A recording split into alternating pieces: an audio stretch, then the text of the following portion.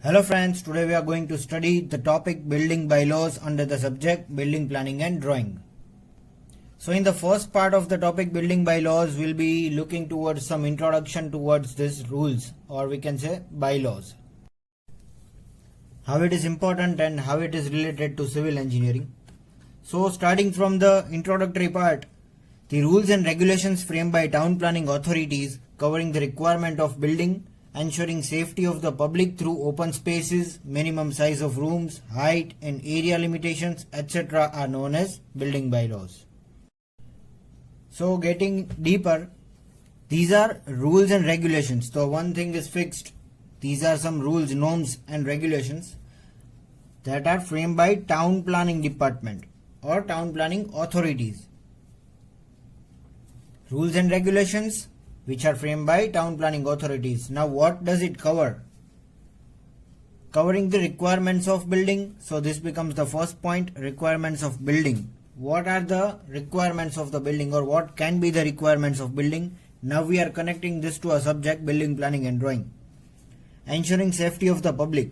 So requirement of the building in sense safety of the public through this open spaces, minimum size of rooms, height and area limitations, etc.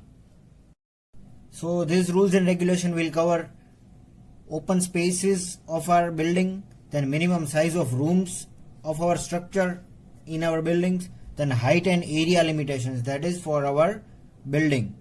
We are talking about our structure. Height and area limitations, that are few rules about which we will see in detail later on. But regarding that rules or relating to that rules, we will decide height and area of our building. Up to what height can we construct our structure, and in what area we can do the construction of for our plot area, etc. are known as building bylaws. So these types of rules which are framed by town planning authority for any particular state are known as building bylaws, and we need to follow these laws as a civil engineer to follow public safety and comfort. Now if we continue with the introductory part, we will see that rules and regulations which largely regulate the building activities should be formulated to get disciplined growth of building and the better planned development of town and cities. So these are the rules and regulations which are related to building activities, what we just had a talk about, should be formulated to get disciplined growth of the building. So along with the public safety, disciplined growth of the building, this is directly connected to the development of a particular area and the better planned development of town and cities. So naturally, if there are disciplined growth of the building, then our town or city in which we are living will be planned better. So along with the public safety, development of town and cities are also important. So rules regarding this are also covered in building bylaws. So this was the basic introduction regarding building bylaws, to just give you a brief idea regarding this, what we are going to study in deep. Then continuing with the topic, we are having some objectives of building bylaws. So I'll be explaining one by one all the objectives for this laws. Pre-planning of building activities.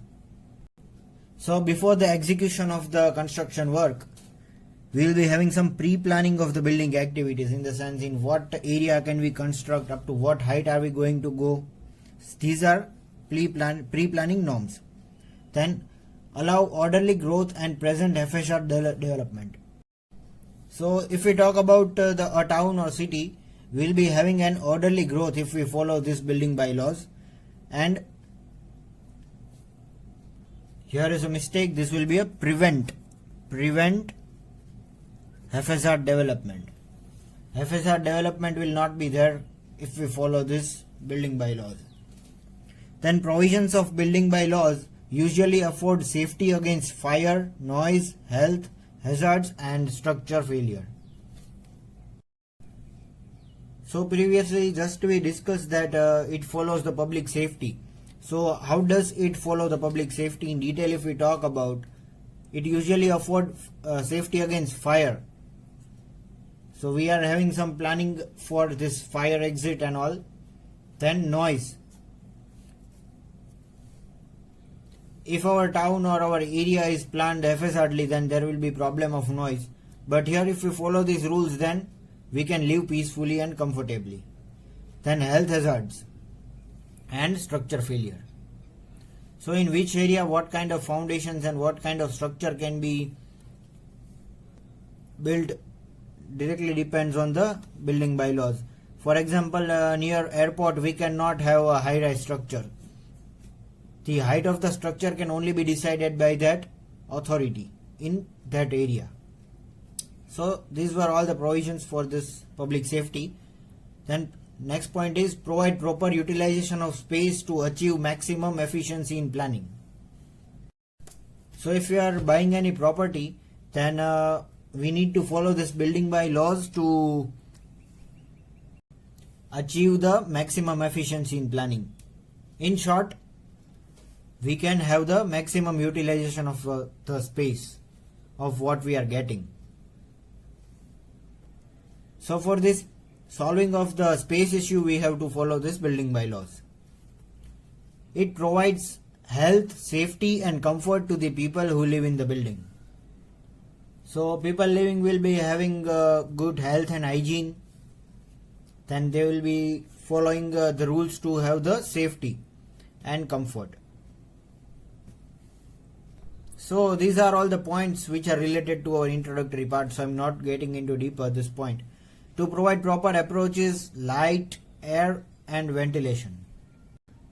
So if we are following this all the building bylaws, then we might get proper approaches in our building planning. Lighting, air and ventilation, circulation will also be properly maintained.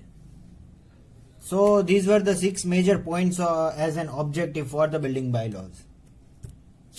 Then our next topic is scope of building bylaws. So see, this scope and objective and introductory part all are interconnected. Few things will be common between all this, but the only thing is we need to reframe and categorize all the points. So for the scope of building bylaws, aspect of the different types of building in building bylaws are as follows. Building frontage line means this is the line of our building or our property from where our construction can be started or executed. So based on the building bylaws, from any road, suppose if this is any road, then we might get a building frontage line something like here, and this distance is decided by the authority and it will be covered in building bylaws. Then minimum plot size. So to prevent or to avoid the haphazard development of any area or town, we are deciding some, or that government body is deciding some minimum plot size to regulate the development. Then we have built up area of the building.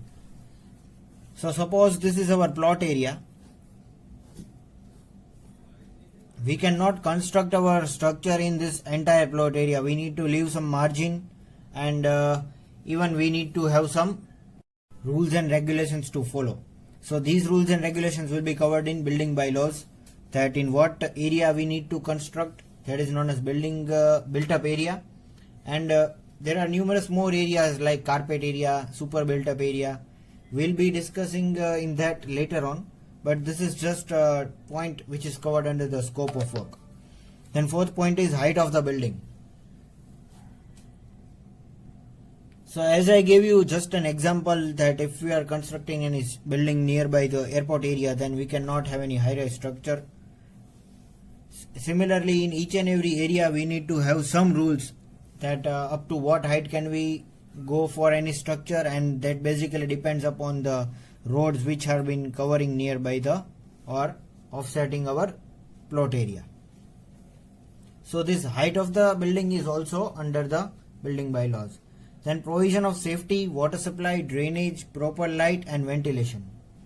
So our next scope will be provision of safety, what we just did talk about. Then water supply, then how the water has been supplied to our property is also covered under building bylaws. Then drainage, to avoid the FSR breaking of the roads and all, we need to carry out some rules and regulations for drainage line also.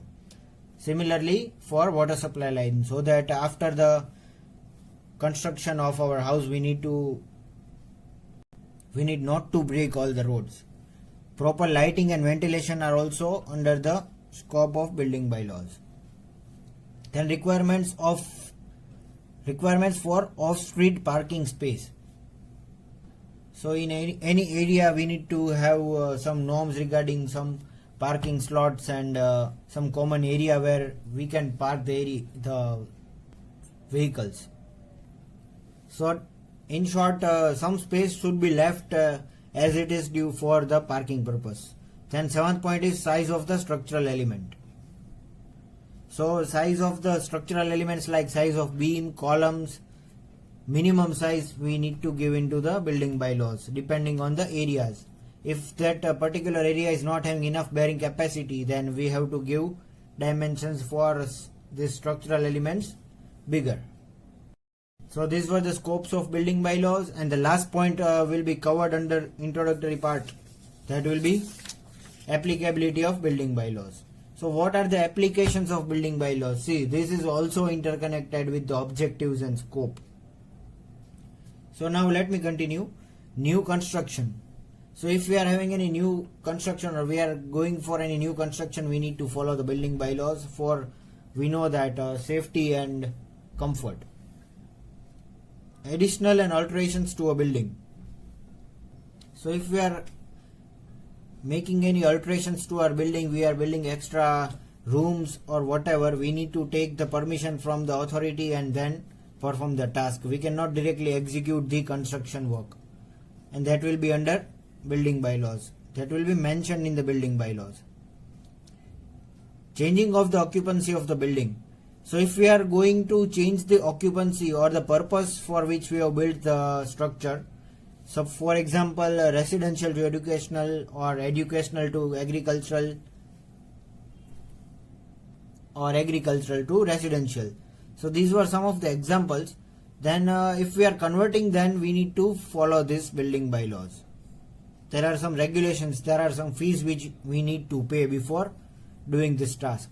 Then development of land is undertaken. Before developing any land, we need to follow the building bylaws so that we don't have that FSR development in the area.